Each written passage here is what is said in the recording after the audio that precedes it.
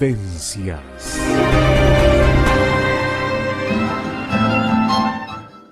Muy buenas tardes, ya estamos aquí con el licenciado Jorge Schneiderman en su columna Mano a Mano y Sin Diván, y hoy para hablar del síndrome del nido vacío. Muy bienvenido, Jorge. Muchas gracias. Qué lindo tema. Un tema muy interesante, muy interesante, ¿no? Y que nos toca a todos. Que nos toca a todos de alguna manera y que quizás lo que vamos a intentar abordar en este espacio es que a través de diferentes culturas o diferentes lugares en el mundo, la situación no se vive de la misma manera que de pronto aquí en nuestro país o en estas latitudes, ¿no? En diferentes países del mundo lo viven en forma distinta esto, porque ya los hijos se van ya a estudiar a la universidad muy temprano, o sea que el nido vacío queda Sí. ya desde que empiezan la universidad. Sí. Aquí también pasa en nuestro país, ¿no? Está pasando más. Que generalmente los jóvenes que viven aquí en la capital no, pero los que viven en distintos departamentos de Uruguay vienen a estudiar a Montevideo y ya dejan su casa natal de pronto mientras están en la universidad. Sí, aunque ahora con la proliferación de centros universitarios en el Sí, interior, es verdad. ha mermado eso. Ha mermado, sí. Sí. Está más descentralizado. Sí, aunque lo que vos decís es cierto, durante los largos años que fui docente de la facultad, recuerdo estudiantes que hacían, ellos y sus padres fundamentalmente, Sí. unos esfuerzos, pero titánicos, ¿no? Claro.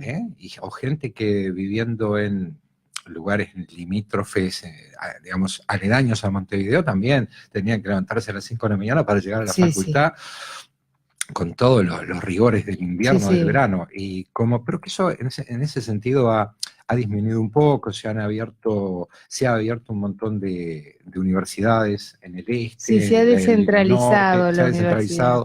Incluso la Universidad Tecnológica también. Sí, es un tema cultural. Obviamente hay en otras latitudes, en los Estados Unidos, en Europa, hay toda una cultura de mayor apertura, hay una actitud más de liberar a los hijos, de repente de darle herramientas, elementos como para que vuelen rápido del nido, ¿no? Sí. Acá en nuestro país, claro está, ¿por qué entendemos que es un tema candente, interesante para abordar? Porque tiene que ver con una realidad que atañe fundamentalmente en estos tiempos que nos toca vivir a aquellas personas que de repente no han logrado establecer para ellos mismos un propósito de vida o poder desarrollar, un poco como encarábamos en columnas anteriores, dedicarse tiempo para sí mismos y depositar todo en lo que es la dinámica familiar, la crianza de los hijos. Es muy común, muy de nuestra cultura, ¿no? Y hasta no hace muchas décadas, la madre como administradora de los afectos en el hogar, acompañando, generando, o sea, entendiendo a los hijos, a la crianza, a la educación, como un eje sobre el cual giraba su existencia, ¿no? Fundamentalmente las madres. Las mamás, claro. Pero ya veremos que no solo involucra a las madres, hoy por hoy vemos que también involucra a los padres. Cada vez más a los padres, ¿no? Claro, porque además me parece que tiene que ver con una etapa especial, porque evidentemente cuando se van de la casa ya están grandes, o sea, ya han cumplido, han terminado una carrera o un nivel de estudio, o sea, estamos hablando de chicos de pronto de 20 y pico de años para arriba, cosa que ya el matrimonio tiene unos años también, ¿no? Y de pronto esos padres están próximos a jubilarse, si no están ahí ya jubilándose, y entonces es una etapa también para los padres difícil, no es solo, atañe a un montón de circunstancias que se van dando concomitantemente, porque ¿no? se juegan en concomitancia distintas crisis evolutivas y existenciales, ¿no? Sí, sí. Porque imagínate lo que bien puntualizás, Andrea, cuando una persona está próxima a los 60, próximo, digamos, al momento de la jubilación o del retiro, Sí, evidentemente se juegan ahí un montón de aspectos que tienen que ver con el propio proyecto vital de esa persona y a su vez acompañando por contrapartida lo que es la apertura de los hijos hacia su propia claro. realización, o sea, su Te autodeterminación. voy a agregar una dificultad más a lo que estamos hablando, Sí. porque sí, está presente que muchos de esos padres que están acompañando o haciendo ese proceso en el cual los hijos se van de la casa, a eso le tienen que sumar que sus padres están a cargo, sus padres, los abuelos, digamos, Claro, en una etapa bastante complicada también de la vida, ¿no? claro, claro. Porque hay que sumarlo, eso a muchas personas les sucede. Está bárbaro eso que decís. Eso hay que hacer un par de lecturas. Antes, de repente, ¿por qué no se padecía tanto el síndrome del nido vacío? Porque se iban los hijos, pero en la casa estaban los abuelos, Sí, estaba la tía, el tío, sí, la eran familia, la familias casa más grande, grandes, claro. la familia extendida, ¿no? O extensa, que eso un poco paliaba lo que podría ser ese vacío Esa ausencia. existencial, por más que en aquellos momentos, fíjate, fíjate, nuestra conformación cultural, la multiculturalidad que constituye nuestra sociedad. Ujú. ¿Provenimos de dónde? De españoles, de italianos, europeos. Fíjate que mezcla la madre gallega, la madre italiana y la idishemame, la madre Claro. judía. Madres cada una, Sí, sí, sí. maravillosas. Tremendas gallinas. Exactamente, ¿no? Con mucho respeto lo que Con estoy mucho diciendo, respeto, ¿eh? Sí, en el sí, amplio sí. sentido del Sí, término, que nadie se sí, sí. No, sienta no ofendido. es, Ahí por está, eso lo digo con mucho ahí está, respeto. ahí está. Como muy cuidadoras, Exactamente. quise decir, ¿no? Por las dudas que. Por eso yo aludía que muy especialmente en nuestro país, nuestra cultura es Ujú. algo que, digamos, ha sido muy tocante a lo que es nuestra idiosincrasia. Pero, como decíamos, en esos tiempos, como que como paliativo, lo que era una especie como de factor que atemperaba los espíritus, ¿no? En el sentido de, bueno, pero están los viejos, están los abuelos, están los tíos, un sobrino que venía del interior, Claro. siempre había como que el entorno resultaba de todas maneras continentador ante esa partida. Hoy por hoy vos bien decías de los padres, ¿no?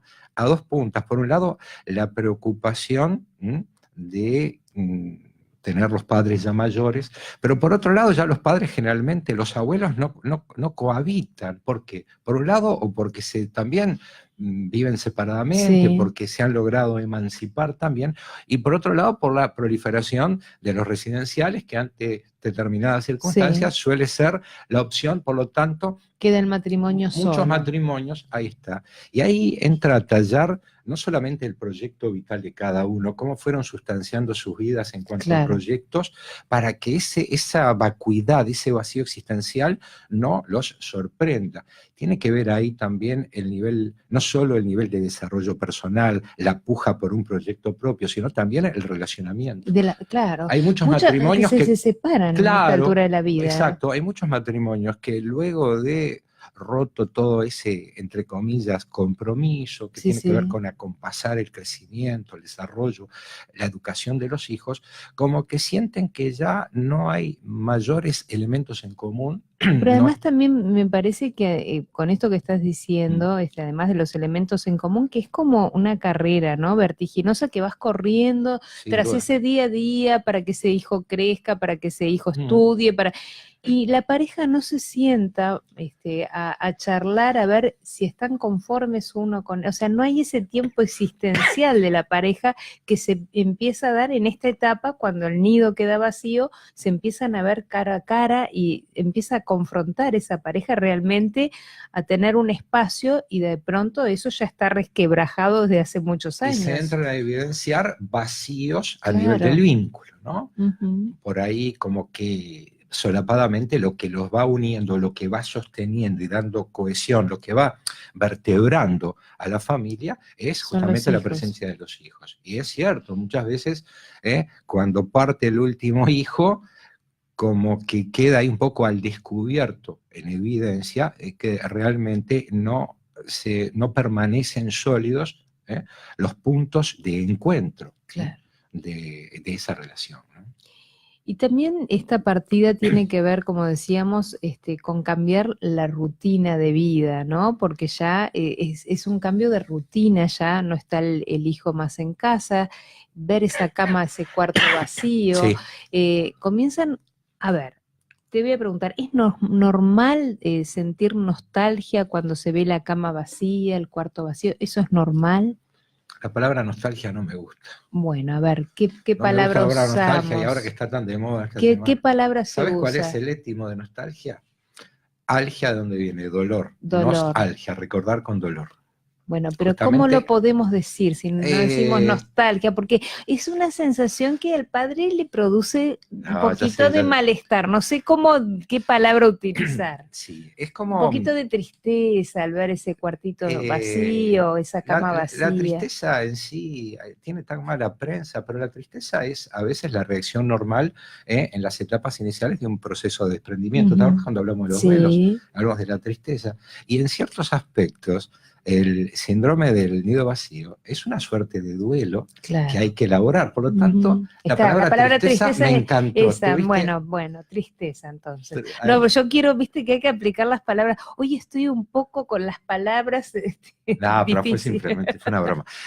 Pero es tan rico el idioma castellano que nos Claro. brinda la oportunidad de a No, veces pero a aplicar. veces la sutileza de usar la palabra Claro, justa es... tristeza en el sentido de que, bueno, ante esa sensación de vacío, de ausencia, como que debemos transitar por un proceso de asimilación y acomodación de la idea de la ausencia. Claro. Pero eso está también, como hablábamos en los duelos, es directamente proporcional a la intensidad del vínculo con los hijos. Fíjate Claro. vos, padres que se llevan bien, que tienen una comunicación fluida, que más allá del vínculo paterno-filial son amigos también.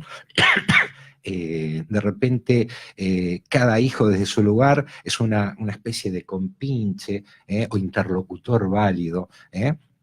Y bueno, eso puede generar realmente que puede habilitar a que la persona extienda ese proceso, porque es como que le falta algo, ¿no? Claro. Ese hogar tumultuoso, el ruido, el ir y venir, la presencia de los amigos, todo eso como que va generando una especie también de sentimiento de intemperie, ¿no? Claro. Porque los padres también establecemos vínculos de dependencia con los hijos, más allá de nuestro rol, y bueno, y los hijos pasan a cumplir una función.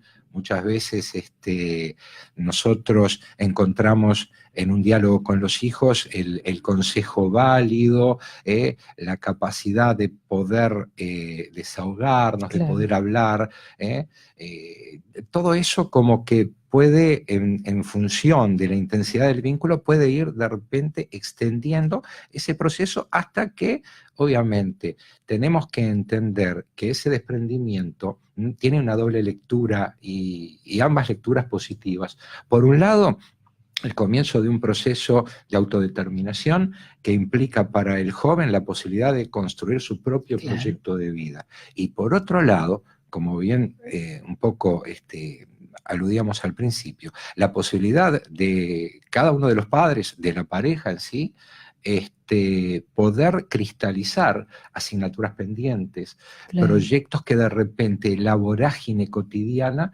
no permitió, como puede ser ir a estudiar, realizar paseos, no tener que ceñirse a tiempos, no tener que agendar la vida, porque desde que arrancan en el jardín hasta la universidad, sea como sea, estamos pendientes los padres, estamos un poco en esa actitud de acompañamiento permanente. Y acá quiero detenerme en otro concepto.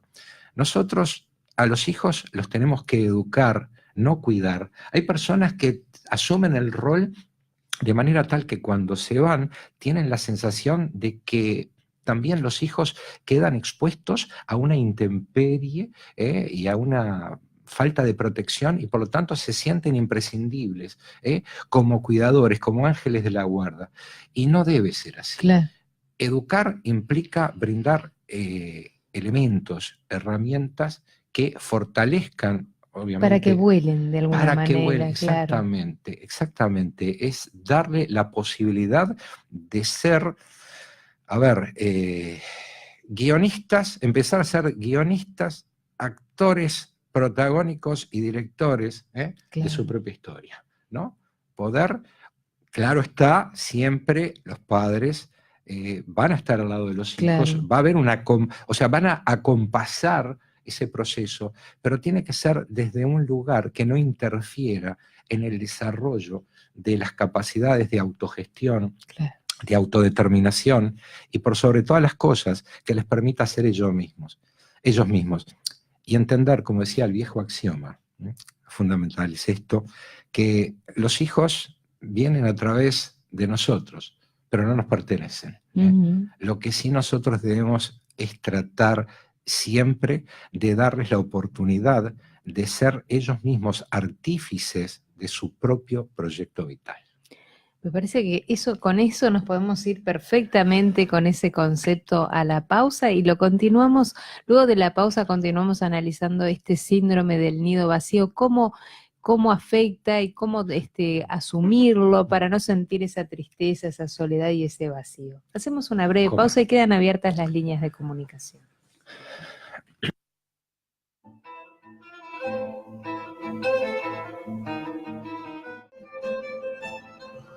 Continuamos aquí en Vivencias en CX28 Radio Imparcial 1090M junto al licenciado Jorge Schneiderman en su columna Mano a Mano y sin diván.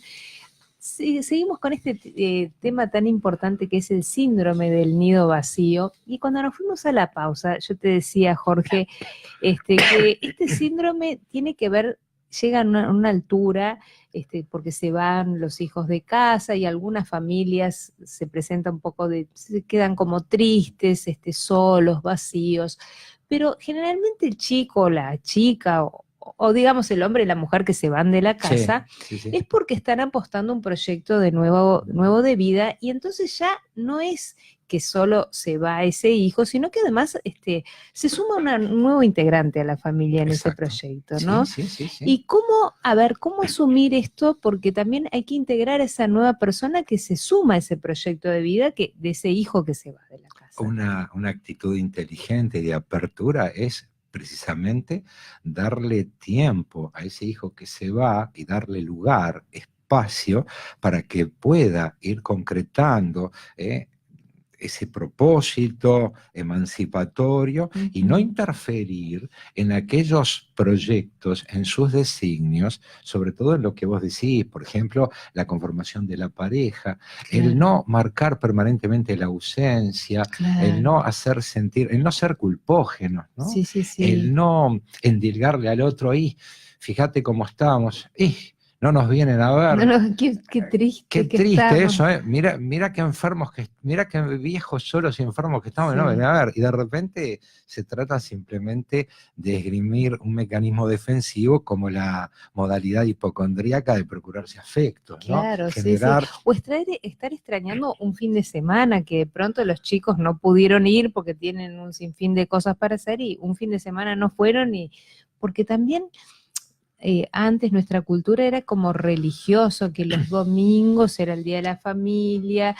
Creo que ahora es un poco más, la juventud no es tan estricta, digamos, en esos cánones y de pronto se permiten que si no van el domingo, para ellos no es ningún tema, no están faltando a un designio del cielo, ni mucho menos, o sea, no lo hacen por mal. Claro, Andrea, porque aparte si nos ceñimos a los esquemas convivenciales antiguos, tradicionales, claro, seguramente que están faltando esos hijos a lo que es tradicionalmente eso, pero claro. También está lo otro, también hay hijos que les gusta recibir a los padres, claro. También hay otros espacios a construir, espacios, digamos, como puede ser organizar un viaje, una salida, por suerte cada vez con más frecuencia. Claro. Hay familias que se abrazan a proyectos incluso intergeneracionales, de Claro. poder compartir, ir a veranear, hacer un viaje, un proyecto compartido.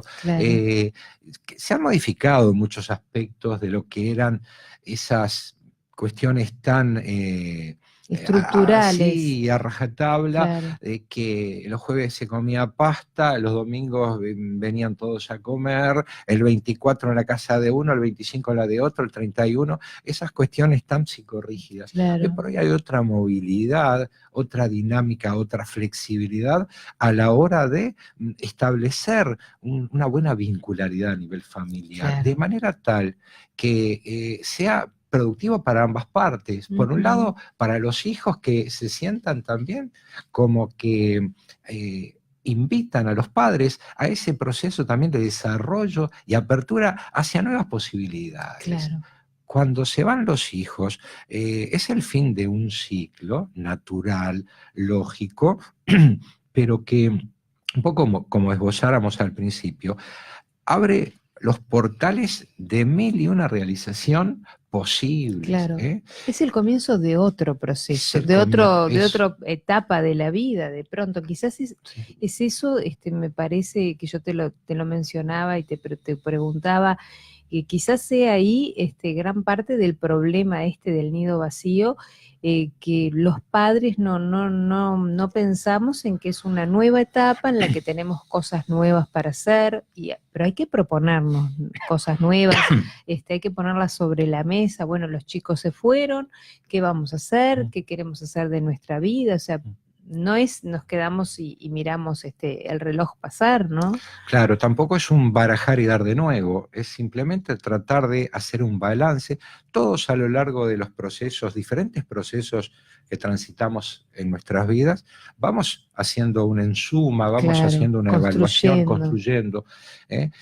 Cuando llega el comienzo de la etapa jubilatoria, hacemos un balance a nivel laboral, profesional, familiar, social. Todo requiere digamos, un proceso de elaboración, de asunción, de lo hecho, de lo no hecho. Bueno, pero esto que estás hablando de los balances es gravísimo.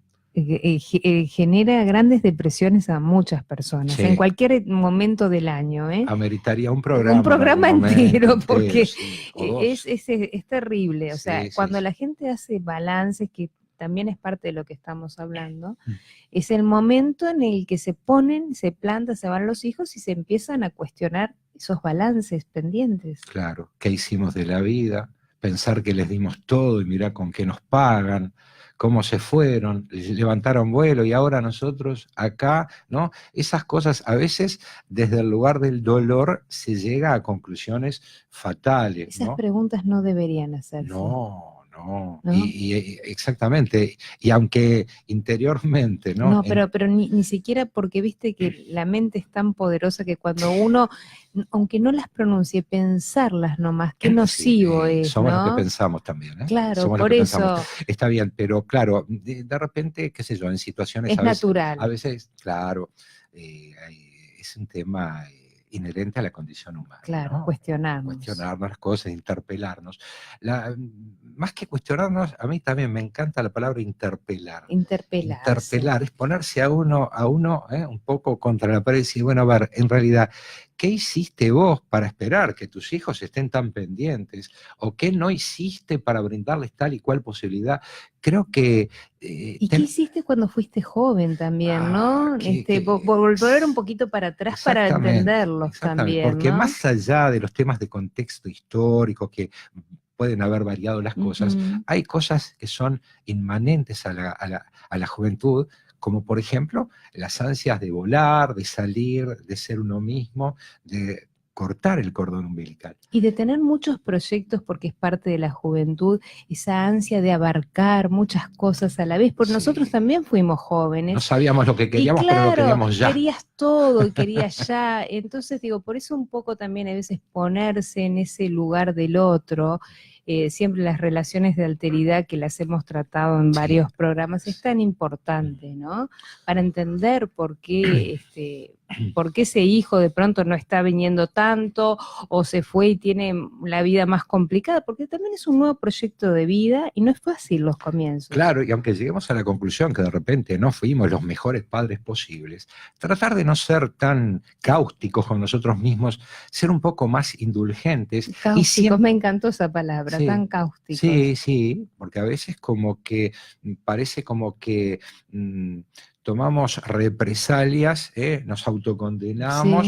Sí. Yo pienso que no hay etapa de nuestro proceso vital donde no haya tiempo de recomenzar, incluso vínculos mal establecidos con nuestros hijos. No importa la edad. Nunca es tarde cuando la dicha es buena, siempre decimos, ¿no? Y habiendo voluntad de ambas partes, siempre es posible reconstruir o tratar de reperfilar los vínculos para tratar de aquí en más, ¿no? A partir del momento que sea, de sanar heridas, restañar viejas cicatrices y poder construir una nueva vincularidad, ¿no? Desde el punto de vista cualitativo. Mirá, hay muchos padres que llegado a determinada etapa de la vida, entran a valorar a los hijos y entran a lograr un caudal comunicacional que de repente no tuvieron antes, quizás por la vorágine cotidiana que mencionábamos anteriormente, quizás por temas culturales de que, bueno, mis hijos son mis hijos, yo soy el que detento el poder y el saber, pero digamos, conforme han pasado los años, las épocas, como que se ha podido arribar al establecimiento de diálogos más francos, más frontales con los hijos. No era eso tan posible hace 70, 80 años, donde incluso se trataba a los padres de usted, ¿no? Claro. Desde la cuna hasta el final, uno estaba como sometido a eso y bueno, y no había más ley que la que imponía el padre, ¿no? Estrictamente, como que a veces un distanciamiento podía ser, digamos, perenne, eterno, ¿no? claro. Entonces, hoy por hoy creo que hay otra flexibilidad, hay una actitud más participativa, incluso a nivel de las familias. Y creo que más allá de la manera como se hayan entablado los vínculos, siempre es tiempo, siempre se está a tiempo para fundar una nueva etapa llena de comunicación, de cosas compartidas. Pero me gustaría un poco volver sobre la construcción del propio proyecto, ¿no? Claro. Incluso ese vacío existencial que deviene en esto que llamamos síndrome del nido vacío, tiene que ver no solo con el echarnos en cara, pensar que entregué todo y no pensé para mí. Yo creo que también hay que ser indulgentes en ese sentido. Y lo que ya no se hizo, no se hizo. Pero llegado el momento, la mejor forma el mejor paliativo para esa angustia es decir, bueno, este es el momento fundante a partir del cual voy a construir de una forma u otra mi derecho a sentirme yo mismo, a consolidar mi deseo y a satisfacer necesidades que de repente la responsabilidad, la crianza, un poco el acompañar el desarrollo de los hijos no me permitieron. Claro. Desarrollar algunas emociones que estaban como adormidas, medias dormidas. Sí, y de repente también sacar a relucir esa rebeldía interior aplacada un poco por esa postergación. Exacto. Esa postergación aplacada un poco por ese sentimiento del deber, ¿no? Claro. Lo deontológico, ¿no? Todo lo que tiene que ver con los deberes imponiéndose un poco coercitivamente sobre el propio deseo. Claro. Entonces, más allá de no haber ido construyendo ese proceso en paralelo, ¿por qué? Porque la vida de nuestros hijos y la nuestra son no van en paralelo, son vidas diferentes. Claro. Entonces, uno puede ser responsablemente, puede actuar responsablemente, pero también ir construyendo progresivamente su propio proyecto vital. No ser lo que se llama esas familias epileptoides. Familia epileptoide, que son una masa, que van Claro. todos juntos, que todos viven permanentemente más allá de lo normal, digamos, las circunstancias del otro, sin lograr el desprendimiento que permita ser a cada uno, ¿no? El que quiere ser, claro. el mismo. Entonces, más allá de no haber logrado eso, nunca es tarde. Y sobre todo cuando todavía se tiene salud, voluntad y, digamos, y la capacidad de hacerlo, ¿no? Sí, sí. Es muy importante lo que estás señalando porque es el momento, digamos, para replanteárselo, justamente cuando se van, es el momento preciso. Hacemos la última pausa Sí, y cómo no, enseguida volvemos cómo no, aquí cómo no. con el licenciado Jorge Schneiderman en su columna Mano a Mano y sin diván aquí en Vivencias.